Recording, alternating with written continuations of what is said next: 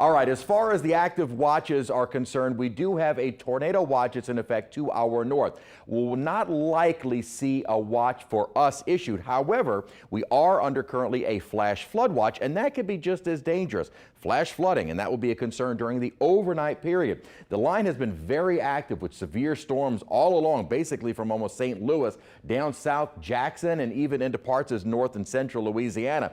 Now that line is not going to be nearly as active as it moves into not as hospitable of an environment for tornadic storms. We'll have to watch for the heavy downpours. We've already had a few pop-up showers out to our west. Nothing particularly heavy, a few rumbles of thunder, but note our computer model not really picking up on those showers. So it's already kind of not confirmed or not verifying, at least in terms of the few showers we've seen popping up. However, it does have a pretty good idea of where that line of storms is, so we can kind of get a rough idea of the timing of the line moving into our area. And it won't be until later on tonight, at least based on this model, after 10.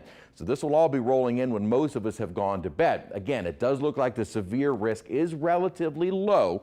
Can't rule out a rogue storm, but in terms of anything widespread, that's just not going to happen. The main concern will be the efficient rain producers as this line possibly slows down. Now, if it moves along at this clip, then we should be okay for any kind of widespread flooding. But if this line were to slow down, it could be more of an issue. After midnight, really moving through the metro area, 3 to 4 a.m. down toward the coast. And as most of us are waking up tomorrow, line is already south, maybe a few lingering showers, but we'll be clearing out as we get later into the day. And most of the day Thursday looking very nice. As I mentioned, still under a low risk for severe weather, but the primary threat is bullseye to our north. And as that line progresses east, that's exactly where we've seen most of the tornadic storms. So for us, the main threat will be the flooding rain potential. This is our outlook. Now, the flooding rain potential is not out of a level 5, it's out of 4. So we're under a 2 of 4 threat. And as I said, we are under a flood watch until 10 a.m. tomorrow. Widespread, we're looking at probably about 1 to 3 inches of rainfall, but some localized amounts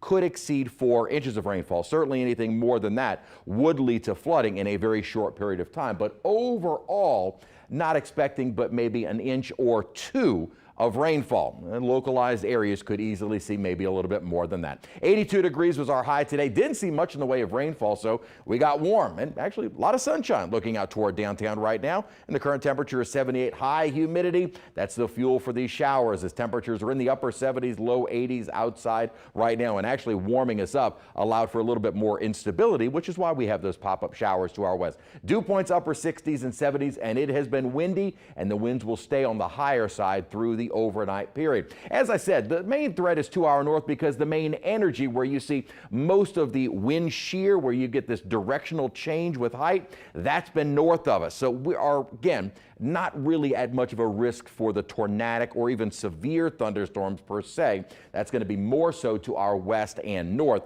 For us, though, it's going to be just how fast this line moves in and out of the area. Now, this model is a little bit faster. By about 10:30, spreading across the North Shore metro area, maybe around midnight, 1 o'clock or so. Either way, we're not going to see the rainfall until well after dark tonight. And then the rest of the day, Thursday, very nice. Isolated shower chance for Friday and then for Easter weekend. And then another front moves through by next Monday.